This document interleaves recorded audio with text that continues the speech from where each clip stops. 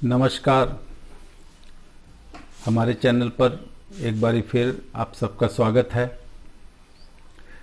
पिछले वीडियोस में मैंने कुछ महत्वपूर्ण इंटेलिजेंस और मेधाओं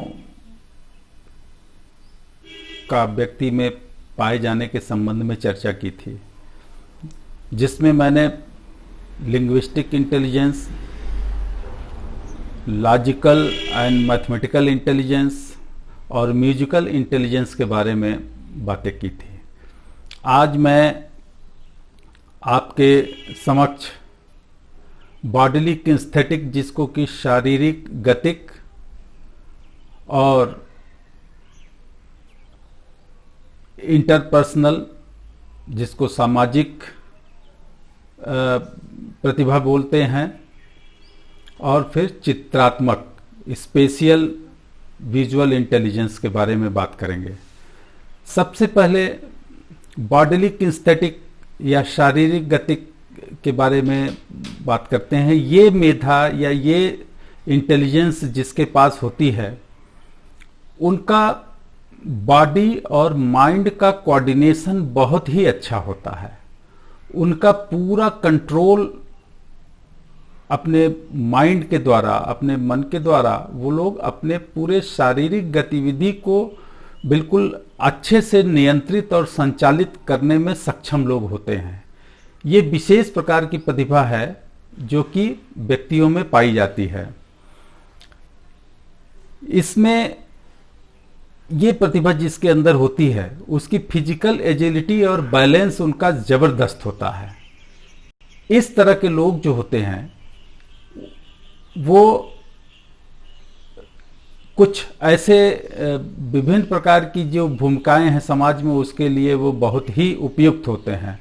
उदाहरण के तौर पे anthropologist, athletics, biologist, dancer, geologist, physical education में ये लोग बहुत अच्छा काम करते हैं, और फिजिकल थेरेपिस्ट बहुत अच्छे होते हैं ये लोग। और एक्टर्स, जैसे मैंने कहा, डांसर भी एक्टर, एक्टिंग करने वाले लोगों का भी अपने मसल्स पर, अपने बॉडी के ऊपर बहुत अच्छा कंट्रोल रहता है, और भाव भंगिमाओं के माध्यम से वो अभिव्यक्ति करते हैं। साइन लैंग्वेज इंटरप्रेटर, स्पोर्ट्समैन और सर्जन्स, शूटर्स और स्पोर्ट्समैन, क्रिकेटर्स वगैरह जो भी आते हैं, ये इस विशेष प्रतिभा के धनी लोग जो बॉडीली किनेस्थेटिक या शारीरिक गतिक होते हैं, इसमें इनकी विशेष भूमिका होती है, और इन सब क्षेत्रों में ये बहुत ही जबरदस्त तरीके से ये सफल होते हैं। उसके बाद अगला जो स्पेशियल और विजुअल, जिसको हिंदी में चित्रात्मक बोलते हैं, इनका, ये लोग किसी भी वस्तु के बारे में, परिस्थिति के बारे में, ये 3 डायमेंशन थिंकिंग इनकी होती है, और बहुत ही आसानी से ये उसकी समझ रख पाते हैं, और एक क्रिएटिव फील्ड में इनका बहुत अच्छा इस्तेमाल होता है इस मेधा का, इस इंटेलिजेंस का। और ये लोग जो 3 डायमेंशन रिलेशनशिप है, या फिर विजुअल और स्पेस का जो इफेक्ट है, इसको पहचानने में माहिर होते हैं। इसके माध्यम से ये अपने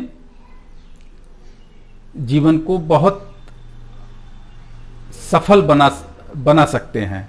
इस रोल में जो फिट होने वाले जो प्रोफेशन है, उसमें आर्किटेक्ट, आर्टिस्ट,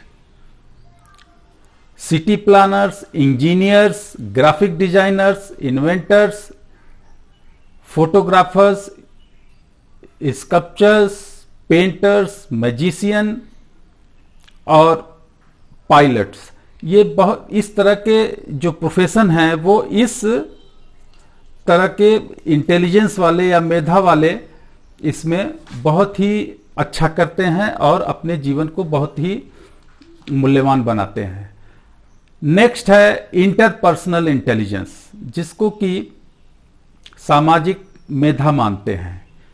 इस तरह के लोग बहुत आसानी से लोगों के साथ घुल मिल जाते हैं और उनके भावों को पहचान लेते हैं, उनके साथ वो अच्छा रैपो बिल्डअप कर लेते हैं और बहुत ही आसानी से ये किसी दूसरे की भाव भंगिमा और टेम्परामेंट, इमोशंस को समझ के और उसके मुताबिक ये व्यवहार करते हैं।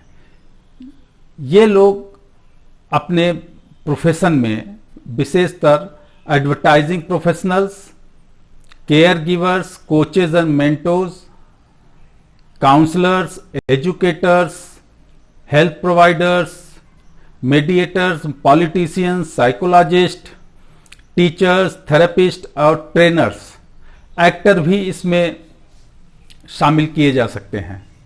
तो ये 3 तरह की आज मैंने मेधाओं की चर्चा आपके सामने की, लेकिन इन सब के बाद जो सबसे आवश्यक है वो ये है कि मेधाएं और इंटेलिजेंस तो हर व्यक्ति के अंदर पाई जाती हैं, लेकिन उसकी पहचान करना थोड़ी क्या बहुत ज़्यादा कठिनाई है समाज के अंदर, उसको पहचानने वाले बहुत कम हैं। हमारे यहाँ शास्त्रों में ये कहा गया कि मेधा तो है, लेकिन सबसे पहले उसी व्यक्ति को पहचानना चाहिए जिसके अंदर ये है। एक श्लोक मैंने पढ़ा था, मैं आपके सामने रखता हूं। यस्य नास्ति स्वयं प्रज्ञा शास्त्र तस्य करोति किम, लोचना भ्याम विहीनस्य दर्पणम किम करिष्यति। अगर अपनी प्रज्ञा को, अपने इंटेलिजेंस को, अपनी मेधा को अगर खुद से उसको पहचान नहीं मिली, तो फिर उसका आपके समक्ष जो जितने तरह के ग्रंथ हैं, पुस्तक हैं, या जो आपने पढ़ाई लिखाई की है, उसका कोई फायदा नहीं है। ठीक उसी प्रकार की अगर आपके सामने, अगर कोई अंधा व्यक्ति अगर दर्पण के सामने खड़ा हो जाए तो उसको कुछ भी नहीं दिखाई देता। तो कम से कम हम सबको प्रयत्नशील होना चाहिए कि अपनी स्वयं प्रज्ञा को, अपने इंटेलिजेंस को, अपने महत्व को, अपनी विद्या को हम स्वयं पहचानें, निखारें और जीवन में सफल हों। नमस्कार, धन्यवाद।